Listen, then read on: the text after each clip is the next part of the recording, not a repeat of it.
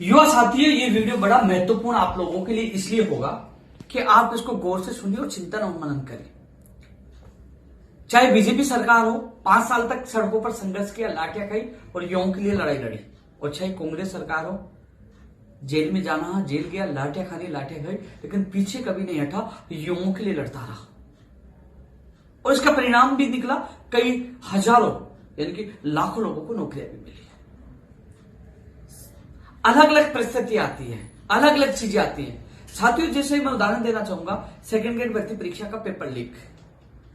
24 दिसंबर को वो बस पकड़ी गई, वो परीक्षा पेपर लीक माना गया और रद्द कर दिया गया। उसके बाद शहीद स्मारक पर मैंने 28 दिसंबर को पेपर लीक को लेकर बड़ा प्रदर्शन किया, लेकिन जिन अभ्यर्थियों को शामिल होना था वो अभ्यर्थी कम संख्या में शामिल होकर यह दर्शाया कि उनको पेपर लीक की कोई चिंता नहीं। हालांकि जिन लोगों को हम चुनकर भेजते हैं, चाहे एमएलए हो, चाहे सांसद हो, चाहे पार्षद हो, चाहे नेता हो, उनको केवल अपने वोटों की चिंता रहती है। अब चुनावी माहौल है, अभी भी अपने वोटों के लिए आप लोगों की आवाज उठाएंगे। लेकिन जब मेरा युवा तड़प रहा था, जब जेल के अंदर था, लाठियां खा रहा था, अनशन कर रहा था, तब वो चुप थे। लेकिन उस समय आपके साथ एक व्यक्ति था, उपेंद्र यादव, और जो आज भी साथ है। पेपर लीक को लेकर कि इसका खुलासा किया जाए, पेपर कहां से आया, किसने लीक किया, कौन कौन लिप्त है, इन अपराधियों को पकड़ा जाए, जो सुरेश डाका, भूपेंद्र सारंग, तमाम लोगों को पकड़ा जाए। इस चीज को लेकर 7 फरवरी को हमने आरपीसी के बाद प्रदर्शन किया। बदले में क्या मिला? आप लोगों की आवाज बुलंद करने के चक्कर बदले में हमें लाठियां और मुकदमा मिला। और आज भी मैं आप लोगों की आवाज बुलंद कर रहा हूं। लेकिन जिन लोकतंत्र में हम जिनको वोट देकर चुनकर भेजते हैं, वो चुप रहते हैं, वो आवाज बुलंद नहीं करते हैं। जब मुझे जेल में डाला जाता, एक दो लोगों को छोड़कर, सम्मानीय व्यक्तियों को छोड़कर, ये लोग घर जाके बैठ जाते हैं, ये आवाज बुलंद नहीं करते कि उपेंद्र यादव को बाहर निकालिए, वो निर्दोष है, युवाओं की आवाज उठा रहा है। या मेरे युवा साथियों पे लाठीचार्ज होता है, उन पर लाठीचार्ज करने वालों पर कार्रवाई की जाए, कोई नहीं बोलता।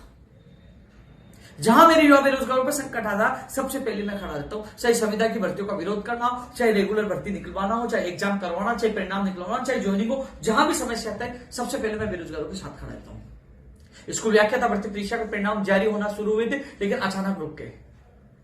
अब आवाज आ रही है कि आवाज उठाओ, इसका परिणाम जारी हो। तो साथियों, मैं कोशिश कर रहा हूं, आज हमारी माननीय मुख्यमंत्री प्रमुख सचिव साहब से मीटिंग प्रस्तावित है, उसमें स्कूल व्याख्याता का परिणाम तत्काल जल्द से जल्द जारी किया जाए सभी विषय का। अध्यापक भर्ती परीक्षा का परिणाम जारी करके और जल्द से जल्द नियुक्ति प्रक्रिया पूरी की जाए, यह बात भी रखी जाएगी। चाहे वो पीटीआई भर्ती के फाइनल परिणाम का इंतजार कर रहे हैं, वो फाइनल परिणाम निकालकर उनको ज्वाइनिंग दी जाए, ये बात भी मैं मजबूती से रखूंगा। साथ में 1 लाख प्रत्याधीन भर्तियों का जो विभाग वाइज वर्गीकरण होकर और उनका कैलेंडर जारी किया जाए, ये मांग भी मैं आपकी मजबूती से उठाऊंगा। साथियों, वो दिन मुझे आज भी याद है कि 10 फरवरी को जब बजट आया था, एक भी भर्ती की घोषणा नहीं हुई थी। एक भी नेता ने यह नहीं कहा कि युवाओं के साथ धोखा हुआ, युवाओं के नाम पर जो बजट आने वाला था, युवाओं के लिए नौकरी नहीं है। मैं पहला व्यक्ति था जिसने अन्न त्याग कर दिया था और कहा था कि जब तक मुख्यमंत्री घोषणा नहीं करेंगे तब तक मैं अन्न ग्रहण नहीं करूंगा। और 15 फरवरी को शहीद स्मारक पर हमने मोर्चा खोला, और 16 फरवरी को सरकार ने, माननीय मुख्यमंत्री जी ने 1 लाख भर्तियों की घोषणा की, और उन्हें 1 लाख भर्तियों को वर्गीकरण के लिए अभी भी हमारा संघर्ष जारी है। और जो प्रक्रियाधीन भर्ती है, उनके लिए भी हमारा संघर्ष जारी है।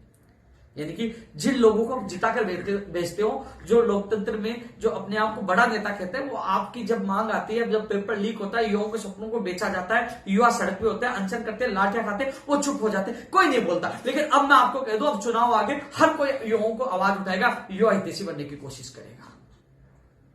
लेकिन साथियों, एक चीज आप लोगों को समझना होगा। मैं देख रहा हूं कई लोग कह रहे हैं सेकंड ग्रेड भर्ती परीक्षा पेपर लीक, कई कह रहे हैं सीएचओ भर्ती परीक्षा पेपर लीक। साथियों, सेकंड ग्रेड भर्ती परीक्षा के लिए पेपर लीक को लेकर 28 दिसंबर को सबसे पहले आवाज उपेंद्र यादव ने उठाई, और सही आरपीएससी के सामने जाकर लाठियां खाई, और सबसे पहले आपकी आवाज बुलंद करने की कोशिश मैंने की। और वही सीएचओ भर्ती परीक्षा पेपर लीक को लेकर सारे सबूत सौंपे और आवाज मैंने उठाई। यानी कि हमेशा मैं आपके साथ खड़ा रहता हूं। लेकिन कई परिस्थितियां होती है कि पेपर लीक का मामला अलग है, लेकिन जो लोग इंतजार कर रहे हैं भर्तियों का, जिसमें कुर्सी पे बैठा हूं, जिस संगठन का अध्यक्ष, मेरी जिम्मेदारी है कि एक काम अटक गया तो कम से कम अन्य काम तो कराऊं। जो लाखों बेरोजगार इंतजार कर रहे हैं, अन्य भर्तियों का, 1 लाख भर्तियों का जो इंतजार कर रहे हैं, उस इंतजार को पूरा खत्म करवाने के लिए मैं प्रयास करूं। ऐसा नहीं मैं सेकंड ग्रेड भर्ती परीक्षा में चलो ठीक है, लोग नहीं आ रहे तो मैं उसके पीछे पड़ा रहा हूं और को भूल जाऊं। मेरी जिम्मेदारी बनती है हर युवा की आवाज उठाना। जिस कुर्सी पे बैठा हूं, मजबूरियां भी होती है, लोगों जो युवाओं की जो उम्मीदें हैं, उनकी उम्मीदों के लिए खरा उतरने के लिए प्रयास करना पड़ता है। कंप्यूटर अनुदेशक भर्ती, बेसिक कंप्यूटर अनुदेशक भर्ती की चयनित अभ्यर्थियों की ज्वाइनिंग होगी। 1300+ ओनली काउंसलिंग वाले बच्चे, उनके भी आदेश इस महीने में जल्द कराने के लिए मैं प्रयास करता हूं। लाइब्रेरी और प्रयोगशाला सहायक भी जल्द हो जाएगी। हर भर्ती को प्राथमिकता के तौर पर धीरे धीरे मैं पूरी करवा रहा हूं। हर युवक के सपनों को पूरा करने की कोशिश कर रहा हूं, लेकिन साथ में वो संस्कृत शिक्षा विभाग हो, चाहे सामान्य विभाग हो, चाहे पंचायत राज विभाग हो, अलग अलग विभागों में 1 लाख भर्तियों पर भर्तियां निकलवाने के लिए मैं प्रयास कर रहा हूं। और वो जो पहले बजट की घोषणाएं हैं, चाहे पंचायत राज जैन हो, चाहे कनिष्ठ अनुदेशक हो, चाहे बिजली विभाग की भर्तियां हो, तमाम विभागों में भर्तियां निकलवाने के लिए मैं प्रयास करता हूं।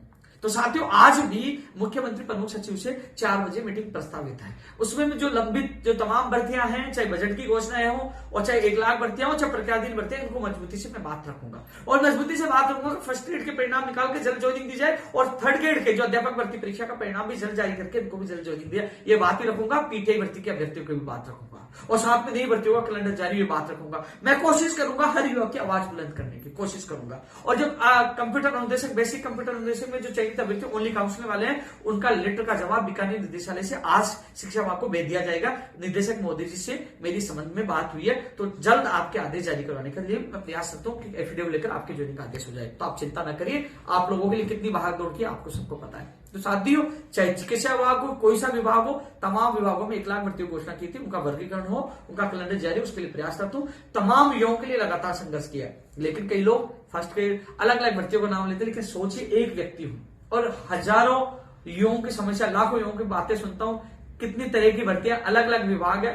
कोशिश करता हूं हर युवा को न्याय मिले। जो जिम्मेदार नेताओं की थी वो नहीं निभा पा रहे, लेकिन मैं कोशिश करता हूं लाठियां खाकर, जेल जाकर, कितना पता है आपकी आवाज उठाने के बदले में कितने मुकदमे मिले, कितनी लाठियां, कितनी मुझे प्रताड़नाओं का सामना करना पड़ा, फिर भी मैं आप लोगों की आवाज बुलंद कर रहा हूं। और मैंने कहा था जब तक मैं इस संगठन में हूं, जब तक आप लोगों की आवाज यूं बुलंद करता रहूंगा, अंतिम सांस तक आप लोगों की आवाज उठाऊंगा। साथियों, आज मीटिंग प्रस्तावित है, तमाम मांगों को मैं मजबूती से रखूंगा और कल सुबह 10 बजे कर्मचारी चयन बोर्ड पीटीआई भर्ती परीक्षा का परिणाम जारी करवाने को लेकर हम बड़ी संख्या में इकट्ठे हो रहे हैं। क्योंकि पीटीआई भर्ती परीक्षा का परिणाम अभी जारी नहीं हुआ, तो पशु चिकित्सक भर्ती 2019 के जो हालात बने अभी तक वो पूरी नहीं हुआ। एफएसओ, AAO, ये 3-4 भर्तियां आज भी न्यायालय में लंबित है, जिसकी भी आज मैं मुख्यमंत्री प्रमुख सचिव साहब से वार्ता होगी। उसमें ये मांग रखूंगा कि इसका फैसला करवाकर जल्द से जल्द भर्तियों को पूरा करवाया जाए। लेकिन आप देख लीजिए, न्यायालय में जाने के बाद 2019 से 23 चल रही है, वो आज तक लंबित है। मैं नहीं चाहता पीटीआई भर्ती की स्थिति ये बने, इसलिए कल बड़ी संख्या में इकट्ठे होकर और इसी महीने में जल्द से जल्द परिणाम जारी करवाने के लिए हम लोग कल संघर्ष करेंगे।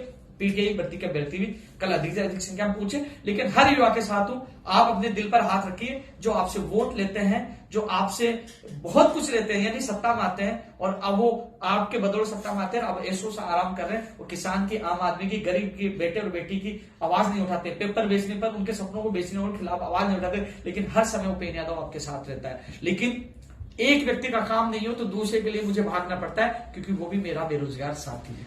धन्यवाद।